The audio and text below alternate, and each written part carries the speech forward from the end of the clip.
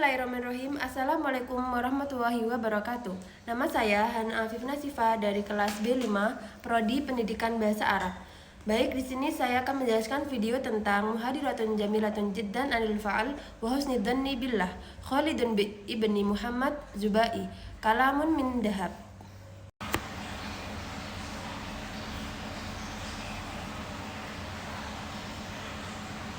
Bismillahirrahmanirrahim. الحمد لله الذي لا يدوم غيره ولا يرجى إلا خيره ولا يعول إلا عليه. الحمد لله الذي يمحو الزلل ويصفح ويغفر الخطل ويسمح. أحمده ما أمسى النهار وما أصبح. أشهد أن لا إله إلا الله وحده لا شريك له، وأشهد أن محمدًا عبده ورسوله وصفيه وخليله، فصلوا عليه. اللهم صل عليه ما تعاقب الليل والنهار، وصل عليه وعلى المهاجرين والأنصار، وسلم يا ربي تسليما كثيرا إلى يوم الدين. Baik, di sini saya akan melanjutkan terjemahan di samping. Salam sejahtera untuk kalian, wahai orang-orang yang kami cintai.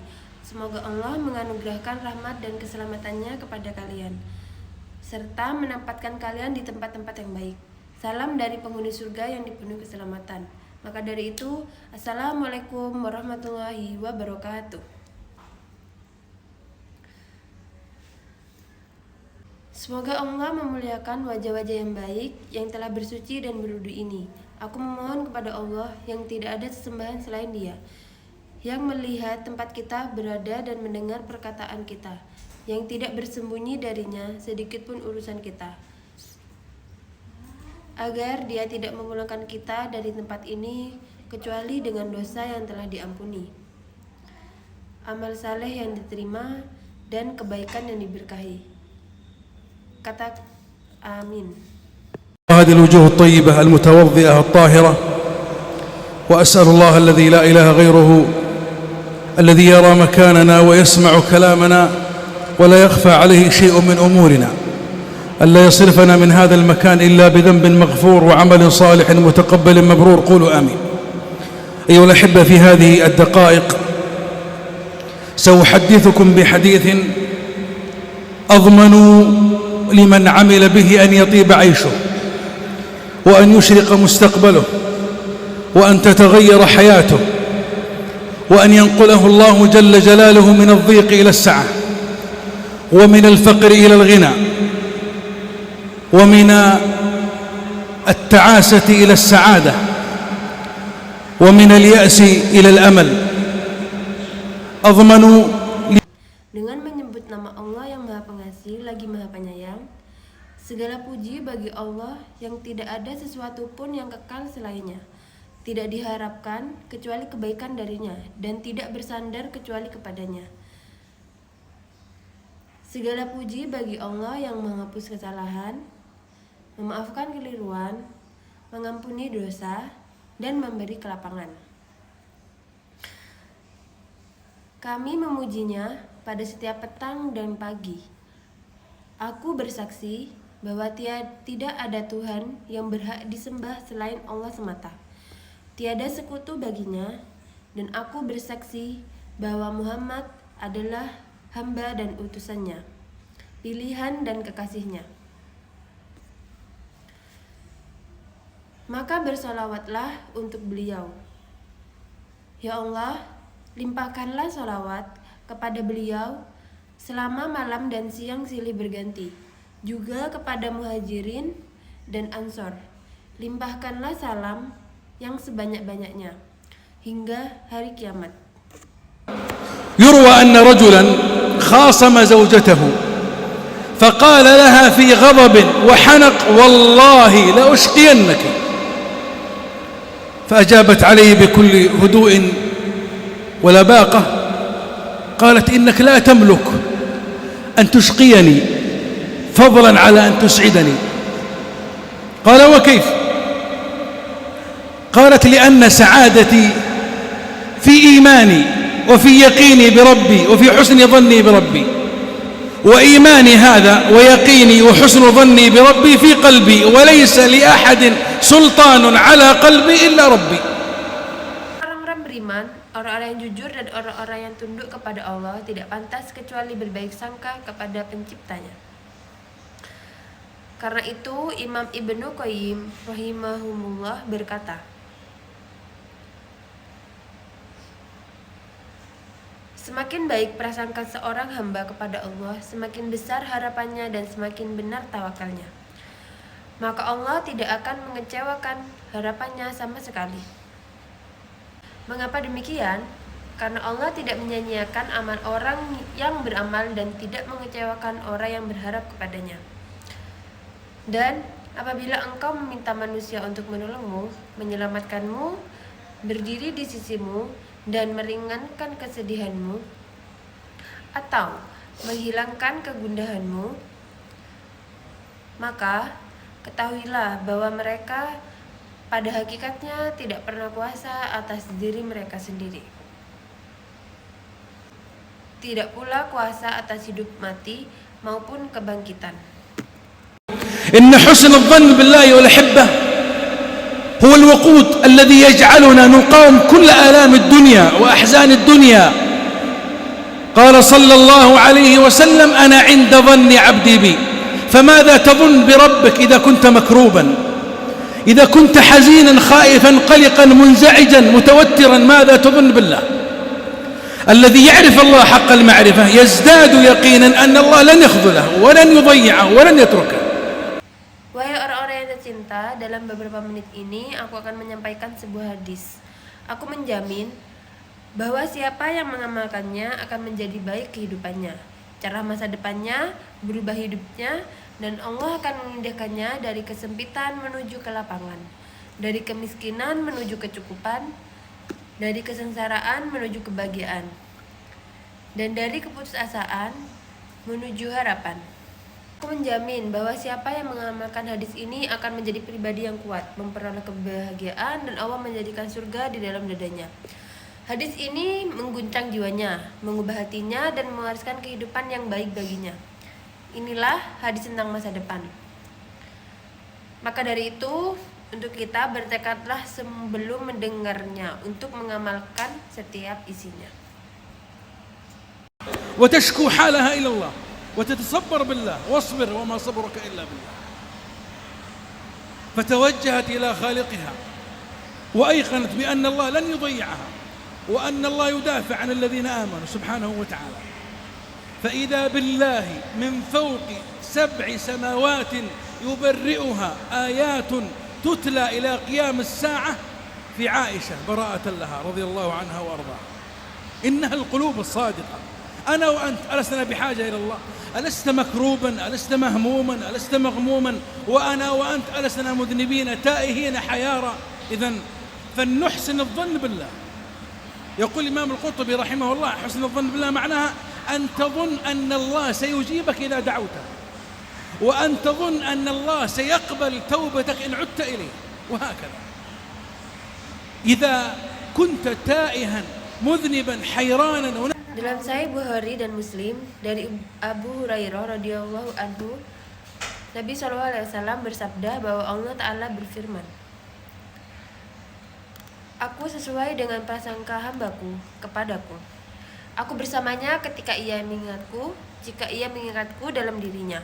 Aku mengingatnya dalam diriku. Dan jika ia mengingatku di suatu perkumpulan, aku mengingatnya di perkumpulan yang lebih baik daripada mereka. Dan jika ia mendekat kepadaku sejengkal, aku mendekat kepadanya sehasta. Jika ia mendekat kepadaku sehasta, aku mendekat kepadanya sedepa. Dan jika ia datang kepadaku berjalan, maka aku akan datang kepadanya berlari kecil. Maka bagaimana prasangka kalian kepada Tuhan semesta alam? Allah yang Maha Agung berfirman, Aku sesuai dengan prasangka hambaku kepadaku. Maksudnya yaitu di sini Allah memperlakukanmu sesuai dengan prasangkamu kepadanya. Dan barang siapa yang mengharapkan kebaikan dari Allah, ia akan mendapatkan kebaikan. Adapun orang yang berprasangka buruk kepada Allah, maka ia akan mendapati keburukan itu.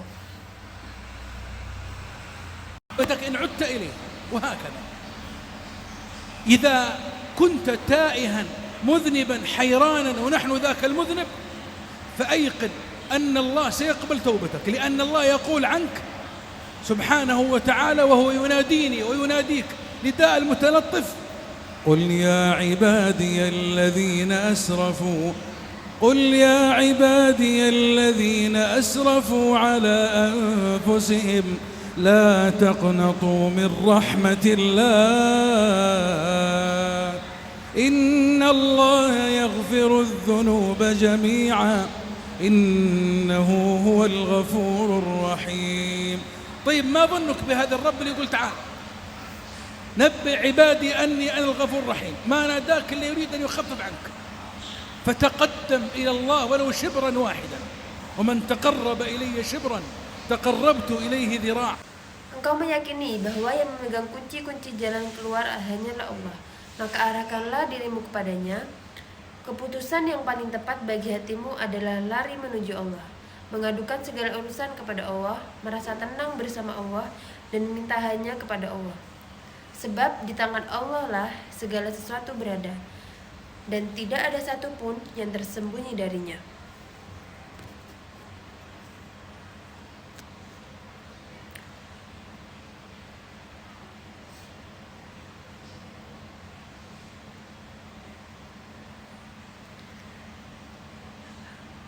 Jabir radhiyallahu anhu berkata dalam Sahih Muslim, aku mendengar Rasulullah bersabda 3 hari sebelum wafatnya, janganlah salah seorang di antara kalian meninggal dunia kecuali dalam keadaan berbaik sangka kepada Rabb-nya.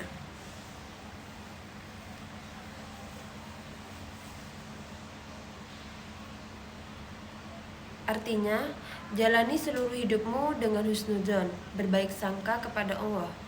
Betapapun berat ujian yang mengepungmu, berturut-turut musibah, cobaan, dan fitnah yang datang kepadamu, maka tetaplah yakin bahwa Allah pertolongan yang dekat.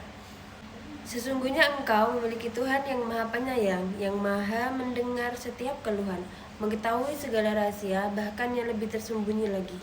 Maha suci dan maha tinggi Allah. أليس الله جل جلاله يقول قل الله ينجيكم منها ومن كل كرب. ما في شيء مستحيل على الله. من جاءك يحدثك عن المستحيل ذكره وحدثه بقدرة الله وأن الله على كل شيء قدير. فأبشروا وأملوا وعمروا قلوبكم بحسن الظن بالله. لا تستمع لليائسين والبائسين والقانطين، ولا تشنف أسماعك لهم فهم يزعجونك ويعكرون صفو الحياة. صاحب المتفائل الذي يدلك على الله ويذكرك بنعم الله عليك ويذكرك بجانبك المشرق. لا تصاحب إلا من يسعدك لا يشقيك، وهكذا المؤمن رحمة. وهل الفأل إلا كلمة طيبة يسمعها أحدكم من أخيه كما قال صلى الله عليه وسلم. ولهذا احذر ممن قال الله عنهم الظانين بالله ظن السوء عليهم دائرة السوء وغضب الله عليهم ولعنهم وأعد لهم جهنم وساءت مصيرا. وتأمل في من أساءوا الظنون بالله جل جلاله. قال الله عنهم السبب سوء الظن هذا أوردهم المهالك عياذا بالله، بل أوردهم النار. وذلكم ظنكم الذي ظننتم بربكم أرداكم فأصبحتم. Dari Abu Hurairah radhiyallahu anhu, Nabi SAW bersabda bahwa Allah Ta'ala berfirman, aku sesuai dengan prasangka hambaku kepadaku. Aku bersamanya ketika ia mengingatku, jika ia mengingatku dalam dirinya, aku mengingatnya dalam diriku. Dan jika ia mengingatku di suatu perkumpulan, aku mengingatnya di perkumpulan yang lebih baik daripada mereka. Dan jika ia mendekat kepadaku sejengkal, aku mendekat kepadanya sehasta. Jika ia mendekat kepadaku sehasta, aku mendekat kepadanya sedepa. Dan jika ia datang kepadaku berjalan, maka aku akan datang kepadanya berlari kecil. Maka bagaimana prasangka kalian kepada Tuhan semesta alam? Allah yang Maha Agung berfirman, Aku sesuai dengan prasangka hambaku kepadaku. Maksudnya yaitu di sini Allah memperlakukanmu sesuai dengan prasangkamu kepadanya. Dan barang siapa yang mengharapkan kebaikan dari Allah, ia akan mendapatkan kebaikan. Adapun orang yang berprasangka buruk kepada Allah, maka ia akan mendapati keburukan itu.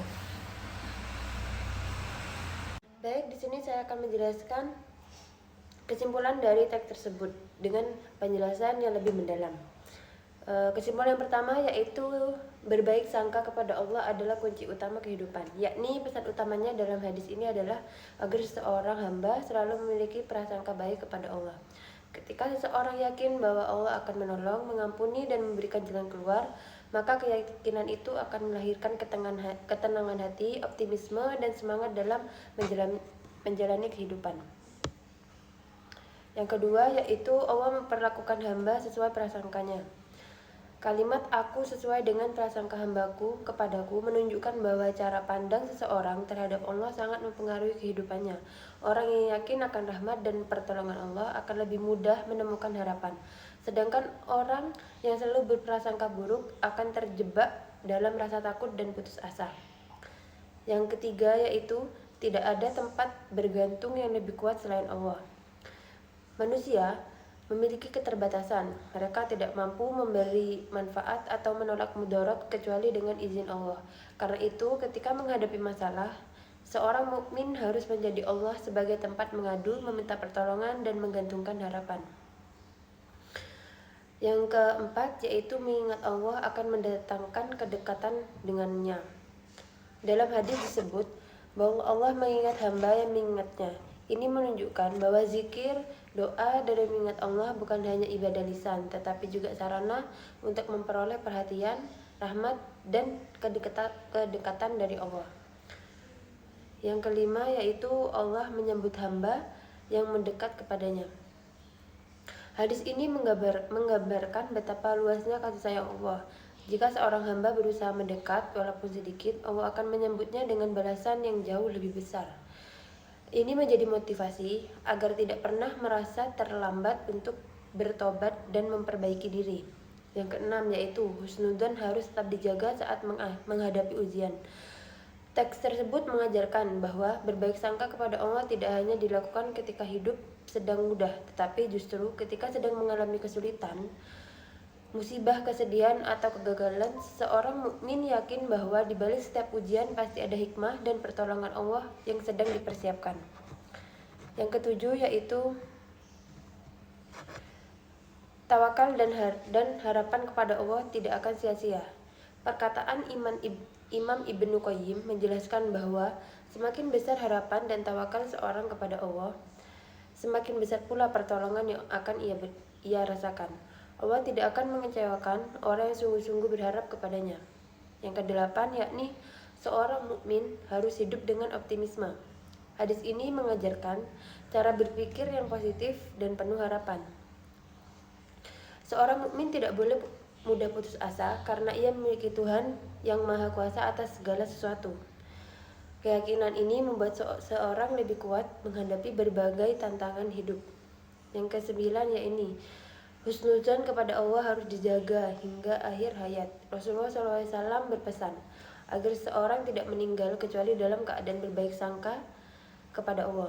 Ini menunjukkan bahwa husnudzon bukan sekedar sikap sesaat, melainkan prinsip hidup yang harus dipertahankan sejak awal kehidupan hingga menjelang kematian. Yang ke-10 yaitu rahmat Allah lebih besar daripada masalah mereka. Kesimpulan besar dari keseluruhan teks adalah bahwa sebesar apapun kesulitan, dosa atau kesedihan yang dialami seseorang, rahmat dan kasih sayang Allah jauh lebih besar. Karena itu, seseorang hamba tidak boleh kehilangan harapan sebab Allah Maha Pendengar. dan mengetahui dan maha mampu mengubah keadaan dari kesempitan menjadi kelapangan, serta dari kesedihan menjadi kebahagiaan. Dan inti dari seluruh teks ini adalah hiduplah dengan hati yang selalu berharap kepada Allah, berbaik sangka kepadanya dalam segala keadaan, dan yakin bahwa pertolongan serta rahmatnya selalu lebih dekat daripada yang kita bayangkan. Baik, di sini saya akan melanjutkan tentang strategi terjemah teks bahasa Arab Indonesia. Yang pertama yaitu strategi literal translation. Teksnya wa asyhadu an la ilaha illallah, yaitu aku bersaksi bahwa tiada Tuhan yang berhak disembah selain Allah. Diterjemahkan secara langsung dengan mempertahankan susunan dan makna asli. Yang kedua yaitu literal translation, yaitu qauluhu amin, katakanlah amin. Terjemahan kata demi kata tanpa perubahan struktur. Yang ketiga yaitu natural borrowing, wa alal muhajirin wa ansor, kepada kaum muhajirin dan ansor. Istilah Arab dipertahankan dengan penyesuaian ejaan Indonesia. Yang keempat yaitu pure borrowing, amin, kata dipinjam langsung dari bahasa Arab tanpa perubahan makna. Yang kelima yakni pure borrowing, yaitu teksnya Allahumma sholli alaihi, yang artinya ya Allah limpahkanlah sholawat kepadanya. Sholawat dipertahankan dari bahasa Arab. Yang keenam yaitu gloss translation fi Sahihil Bukhari wa Muslim, dalam Sahih Bukhari dan Muslim. Nama kitab hadis dipertahankan karena merupakan istilah khusus. Yang ketujuh yaitu gloss translation, Rabbil Alamin, Rabb semesta alam, dan kata Rabb dipertahankan untuk menjaga makna keagamaan. Yang kedelapan yaitu ekspansi atau penambahan, la yadumu ghairah, tidak ada sesuatu pun yang kekal selain Allah, yakni ditambahkan frasa sesuatu pun untuk memperjelaskan makna. Yang kesembilan yaitu ekspansi penambahan, la yakhfa alaihi syai'un min umurina, tidak tersembunyi baginya sedikit pun urusan kita, dan penambahan kata sedikit pun untuk memperkuat penegasan.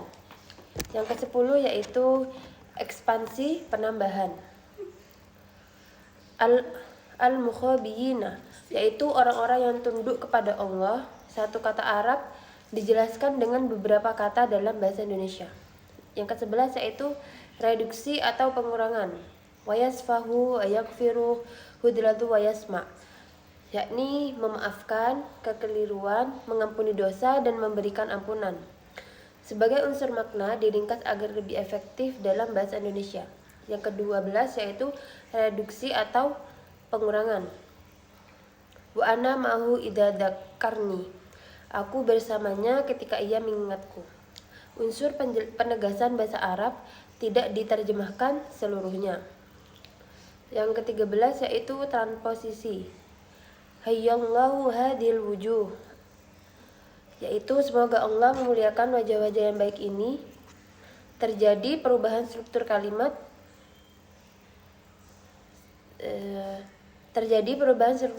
agar sesuai kaidah bahasa Indonesia. Yang ke-14 yaitu wassalamualaikum warahmatullahi wabarakatuh, semoga keselamatan, rahmat Allah dan keberkahannya tercurahkan kepada kalian. Dan di sini susunan kalimat diubah tanpa mengubah makna. Dan terakhir yakni ekspansi, transposisi, minad daiki ilas sa'ah, kesempitan menuju ke lapangan. Penambahan dan penyesuaian struktur agar lebih alami dan dalam bahasa Indonesia.